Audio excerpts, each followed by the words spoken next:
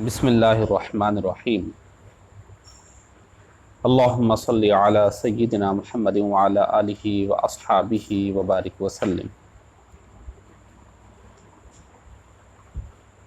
2 साला दीनियात कोर्स में जो 4 सब्जेक्ट हैं, उनमें जो पहला सब्जेक्ट है, मौजू है, वो अक़ाइद इस्लामिया है।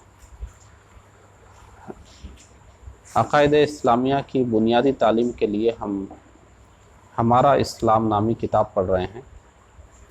पहले मैं हमारा इस्लाम नामी किताब का तारुफ़ और इस किताब के मुसन्निफ़ का तारुफ़ करा देता हूँ। हमारा इस्लाम 6 हिस्सों पर मुश्तमिल किताब है और उन 6 हिस्सों में अक़ाइद भी हैं और मसाइल भी हैं और बिल्कुल बुनियादी किताब है। जैसे आपने दीनियात के नाम से किताबें देखी होंगी, वैसे ही ये दीनियात के 6 हिस्से हैं जो बहुत ही जामे हैं। इसमें अक़ाइद और मसाइल दोनों साथ साथ चल रहे हैं। मसाइल के मौजू पर जब बात हो रही थी तो मसाइल की फ़हरिस्त हमने सुना दी थी। अब अक़ाइद की फ़हरिस्त सुनिए। इसमें जो पहला हिस्सा है हमारा इस्लाम में, उसमें जो अक़ाइद बयान हुए हैं, 6 हिस्से हमको पढ़ना है। पहले हिस्से में जो अक़ाइद बयान हुए हैं, फ़हरिस्त देख लीजिए। पहले हिस्से में इस्लामी अक़ीदों का ख़ुलासा, सफ़ा नंबर 2 है। देखिए हमारा इस्लाम में सफ़ा नंबर 2 देखिए। इस्लामी अक़ीदों का ख़ुलासा, इस्लाम की तारीफ़, ईमान और कुफ्र, जन्नत का बयान, दोज़ख का बयान, प्यारे नबी की प्यारी बातें, कुरान मजीद। ये पहले हिस्से में अक़ाइद का बयान था। अब आइए दूसरे हिस्से में। हमारा इस्लाम का दूसरा हिस्सा है। ये पहले हिस्से में 40 सफ़ा पर पहला हिस्सा ख़त्म हो रहा है। उसके बाद देखिए आप, दूसरा हिस्सा शुरू हो रहा है। दूसरे हिस्से में जो अक़ाइद बयान हुए हैं वो देखिए। 40 सफ़ा नंबर 40 निकालिए। 40 पर ख़त्म हो रहा है। पहला हिस्सा ख़त्म है 40 सफ़े पर।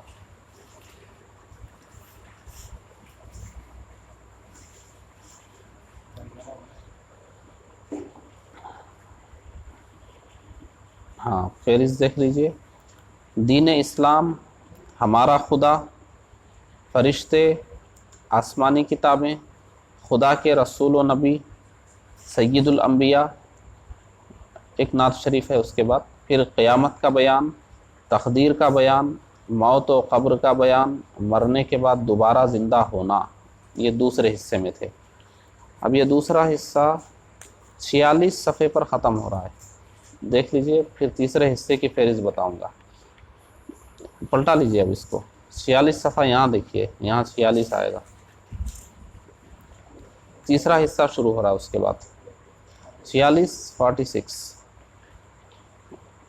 तीसरे हिस्से में जो अक़ाइद हैं उसके उन्वानात देख लीजिए। पहले हम्द बारी ताला है, उसके बाद तौहीद, मलाइका, कुतुब समावी यानी आसमानी किताबें, अंबिया व मुरसलीन, ख़ातमुन नबिय्यीन, एक नात शरीफ उसके बाद है।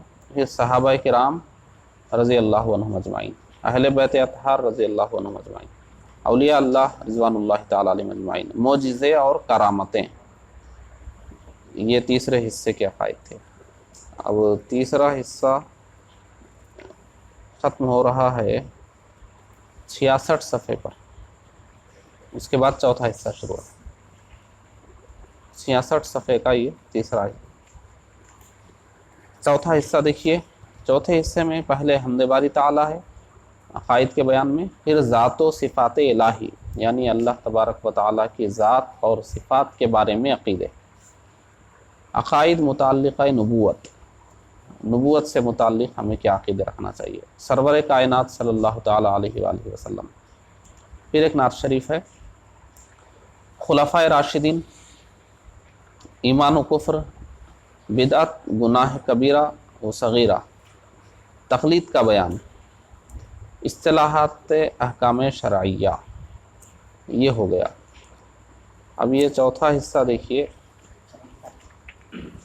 ہاں 74 صفحات کا ہے، جس میں عقائد اور مسائل دونوں ہیں۔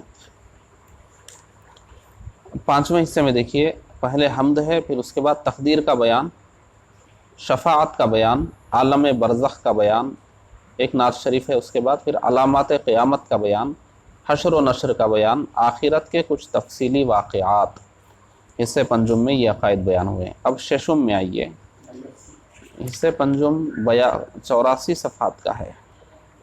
پھر ششم میں آئیے، پہلے حمد الہی ہے، اس کے بعد قرآن مجید، نعت رسول اکرم صلی اللہ علیہ وسلم، خصائص مصطفیٰ صلی اللہ علیہ وسلم، فضائل درود شریف، عرض سلام، پھر امہات المومنین رضی اللہ تعالیٰ عنہما۔ یہ 6 حصوں میں جو عقائد بیان ہوئے ہیں اس کے عنوانات تھے۔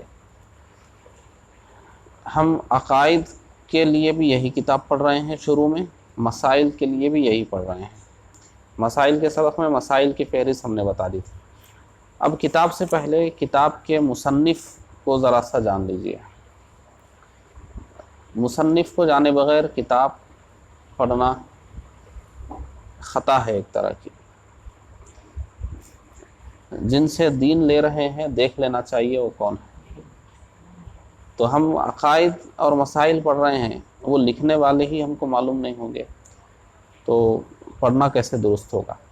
تو دیکھیے، یہ ہمارا اسلام کتاب لکھنے والے بزرگ کون ہیں ان کا تعارف یہاں پر جامعہ اشرفیہ مبارک پور کے ایک استاذ ہیں، مولانا محمد ناصر حسین مصباحی صاحب، انہوں نے یہاں لکھ دیا ہے، اور ایک کتاب بھی وہیں سے مجلس برکات سے چھپی ہے، ایک ساتھ اس طرح مجلد۔ دیکھیے، کتاب کے مصنف حضرت خلیل العلماء مفتی محمد خلیل خان برکاتی مارہروی علیہ الرحمہ رخصت ہو گئے، اسی لیے علیہ الرحمہ لگا ہوا ہے۔ نام و نسب دیکھیے، محمد خلیل خان بن عبد الجلیل خان بن اسماعیل خان بن سردار خان بن فیض اللہ خان لودھی۔ تاریخ پیدائش جولائی 1920۔ کتنے سال ہوئے؟ 100 سال، 101 سال پہلے آپ کی ولادت۔ شوال المکرم 1338 ہجری۔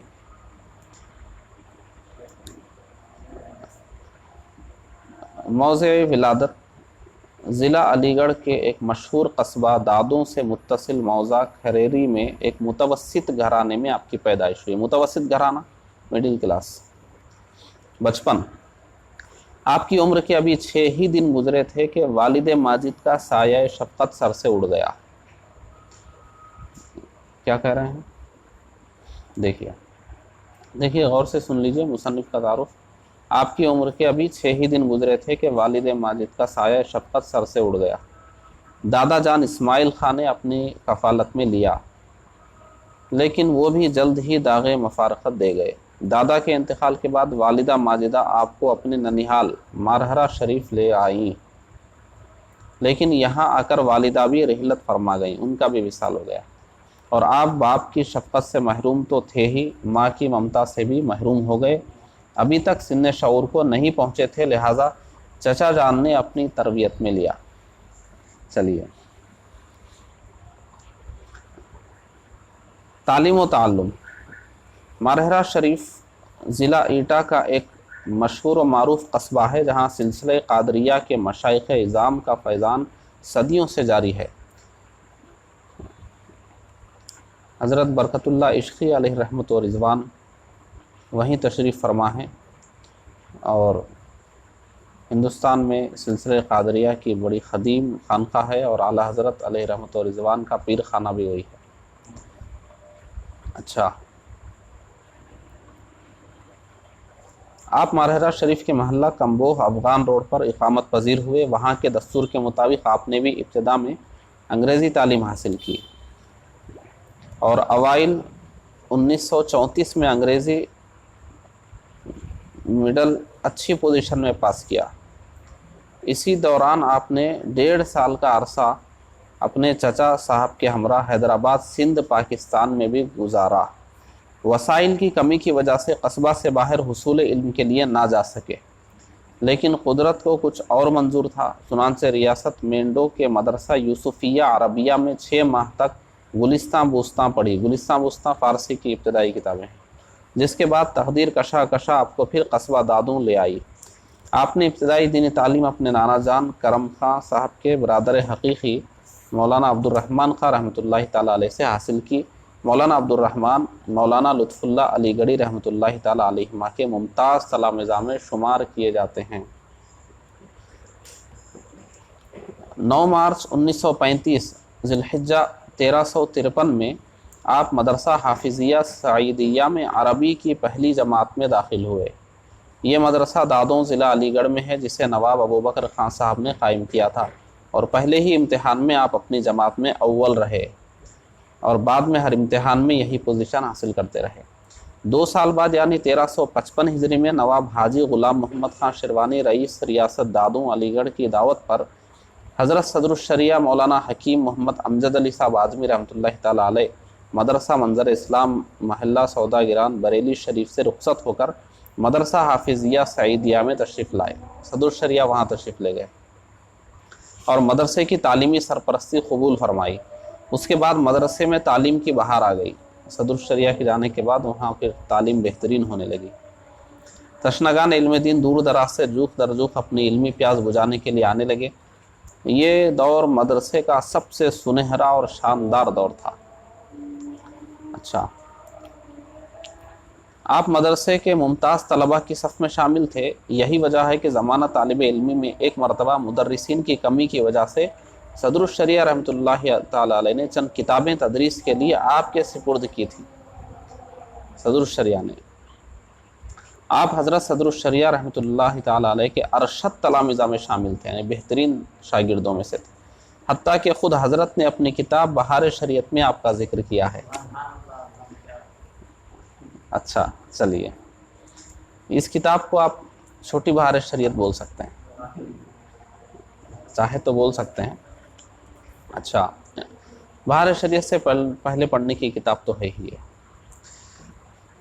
فراغت دیکھیے، 1359 ہجری میں درجہ مولوی اور 1361 ہجری میں عالم کی سند اسی مدرسہ حافظیہ سعیدیہ سے حاصل کی۔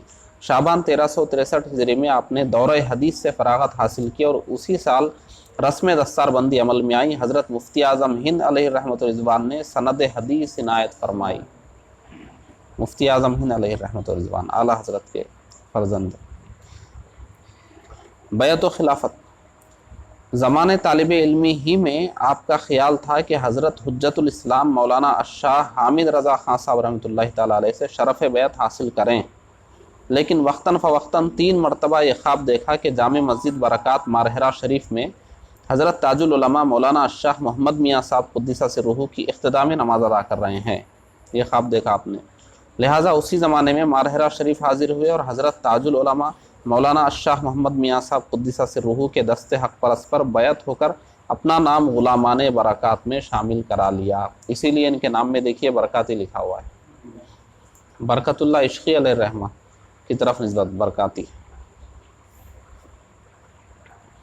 پھر بعد میں حضرت اقدس تاج العلماء کے خلیفہ و جانشین حضرت سید شاہ حسن میاں صاحب نے حضرت اقدس کے ایما پر ان کے وصال کے بعد سند خلافت عطا فرمائی۔ بعدہ اعلیٰ حضرت امام احمد رضا قدسہ سرہ کے صاحبزادہ حضرت مفتی اعظم ہند مولانا شاہ مصطفیٰ رضا خان صاحب قادری برکاتی نوری علیہ رحمت والرضوان نے قرآن عظیم اور احادیث نبی کریم صلی اللہ تعالیٰ علیہ وآلہ وسلم اور جملہ اذکار و اوراد، اشغال و اعمال اور النور والبہا کے تمام مذکورات کی اجازت کے ساتھ سلسلہ قادریہ رضویہ کی خصوصاً اور دیگر سلاسل کی عموماً سند خلافت عطا فرمائی۔ اتنی نسبتیں دیکھیں، مارہرہ شریف سے بھی نسبت ہو گئی اور بریلی شریف سے بھی۔ ترک وطن و رحلت پاکستان، دیکھیے فراغت کے بعد آپ مارہرہ شریف میں رہے اور حالات کی کشاکش کی بنا پر ترک وطن کر کے 23 شعبان 1371 ہجری میں پاکستان تشریف لے گئے۔ کچھ عرصہ میر پور خاص اور پھر کراچی میں 1 سال تک رہے۔ بعد ازاں حاجی محمد عمر صاحب برکاتی کے مشورے پر حیدرآباد منتقل ہو گئے، جہاں حاجی صاحب موصوف نے آپ کے لیے ایک مکان حاصل کر لیا تھا، آپ وہیں اقامت پذیر ہو گئے۔ مدرسہ احسن البرکات کا قیام اور تدریسی خدمات۔ جولائی 1952 عیسوی میں سید جعفر حسین شاہ صاحب مرحوم کی نگرانی اور سرپرستی میں دارالعلوم احسن البرکات حیدرآباد سندھ کی بنیاد رکھی۔ اس وقت دارالعلوم پورے سندھ میں ممتاز مقام کا حامل ہے۔ دارالعلوم کے قیام کے بعد زندگی بھر اسی میں مہتمم و استاذ رہے۔ آپ کے دست مبارک سے سینکڑوں طلباء نے درجہ حدیث سے سند فراغت حاصل کی۔ فتویٰ نویسی۔ دارالعلوم احسن البرکات میں تدریس کے ساتھ ساتھ فتویٰ نویسی کا کام بھی انجام دیتے رہے۔ آپ نے جو فتاویٰ جاری فرمائے ان کی تعداد تقریباً 5000 ہے، جو 12 جلدوں پر مشتمل ہے۔ 12 جلدیں ہیں آپ کے فتاویٰ کی، ایسا نہیں کہ یہ ابتدائی کتاب لکھے ہیں، بہت بڑے پائے کے عالم دین تھے۔ ذوق شعر و سخن۔ آپ ایک سچے نعت گو شاعر بھی تھے۔ آپ کا ایک دیوان پاکستان آتے ہوئے راستے میں ضائع ہو گیا، افسوس۔ دوسرا دیوان موجود ہے جس کی اکثر نعتیں مختلف رسائل کی زینت بن چکی ہیں۔ دیکھیے اویس رضا قادری صاحب کوئی پڑھے ہیں کیا؟ تصنیفات۔ تدریس و افتاء کے ساتھ آپ نے تحریری و تصنیفی کام بھی جاری رکھا۔ آپ کی تصنیف یا ترجمہ کے تحت تقریباً 60 کتابوں کے نام آتے ہیں، جن میں سے چند یہ ہیں: خلاصۃ التفسیر، قرآن پاک کے 17 پاروں کی تفسیر، 17 پاروں کی تفسیر آپ نے فرمائی۔ بہار نسواں، معروف با سنی بہشتی زیور، خواتین کے لیے۔ عقائد اسلام، ترجمہ سبع سنابل شریف۔ نور علی نور، ترجمہ سراج العوارف۔ الصلاۃ، چادر اور چار دیواری، یہ بھی خواتین کے لیے۔ شرح فیصلہ ہفت مسئلہ۔ حکایات رضویہ، ہماری نماز، موت کا سفر، فتاویٰ مفتی اعظم سندھ، دیوان نعت۔ ہمارا اسلام۔ زیر نظر کتاب ہمارا اسلام علم فقہ و عقائد میں حضرت خلیل العلماء کی مقبول ترین کتاب ہے، جو ملک و بیرون ملک بہت سے اسکولوں اور مدرسوں میں شامل نصاب ہے۔ اس کتاب کے ہزاروں ایڈیشن ملکی غیر ملکی ناشرین، انجمنوں اور اداروں نے شائع کیے اور کئی بار مفت تقسیم ہوئے۔ اس کا ترجمہ سندھی، ڈچ اور انگریزی میں بھی شائع ہو رہا ہے۔ اس کتاب کی خاص خوبی یہ ہے کہ یہ سوال و جواب کے انداز میں لکھی گئی ہے، جس سے مسائل کو سمجھنا نہایت آسان ہو گیا ہے۔ الحمدللہ ہمارے لیے شرف کی بات یہ ہے کہ محبوب نگر میں اس کتاب کو لانے کا شرف ہم لوگوں کو نصیب ہوا۔ القاب۔ مفتی صاحب موصوف مفتی اعظم سندھ بلوچستان کے لقب سے مشہور و معروف ہے۔ مفتی اعظم سندھ ہاں۔ علماء و احباب نے آپ کو خلیل ملت کا خطاب دیا۔ خانقاہ برکاتیہ اور خانقاہ رضویہ سے آپ کو خلیل العلماء کا لقب عطا ہوا۔ وفات۔ مفتی محمد خلیل خان صاحب قادری کا وصال رحمۃ اللہ تعالی علیہ 28 رمضان المبارک 1405 ہجری 18 جون 1985 کو افطار کے وقت حیدرآباد میں ہوا۔ کتنے سال ہوئے؟ 1985 85 ہاں ہم لوگ پیدا نہیں ہوئے تھے۔ چلیے، نماز جنازہ میں کم و بیش 20,000 افراد نے شرکت کی۔ اس زمانے میں 20,000۔ خانوادہ غوثیہ حضرت غوث اعظم رضی اللہ تعالیٰ عنہ کی اولاد میں سے ایک بزرگ حضرت شیخ عبدالوہاب شاہ جیلانی رحمۃ اللہ تعالیٰ علیہ کی درگاہ شریف جیلانیہ کے احاطے میں آپ کی آخری آرام گاہ بنی۔ آپ کا مزار پر انوار مرض عوام و خواص ہے۔ زائرین ہر لمحہ فاتحہ خوانی کرتے رہتے ہیں۔ اس طرح قادری سلسلے کے یہ فقیہ قادری درگاہ میں قادریوں کے ساتھ جا ملے۔ آپ نے اپنی پوری زندگی دین متین کی خدمت میں گزاری۔ سرور کائنات علیہ الصلوات والتحیات سے محبت و وفاداری آپ کا شیوا تھا۔ آپ کی زندگی کے ہر شعبے میں عشق رسول کی جھلک نمایاں ہے۔ مفتی صاحب اپنی رائے میں بڑے صائب تھے، یعنی درست تھے۔ ایک بار جو رائے ظاہر کی کبھی اس سے رجوع کی ضرورت پیش نہ آئی۔ اہل حیدرآباد پر آپ کا یہ احسان ہمیشہ رہے گا کہ آپ نے ان کی اصلاح کے لیے ہر معاملے میں راہ حق کی رہنمائی فرمائی۔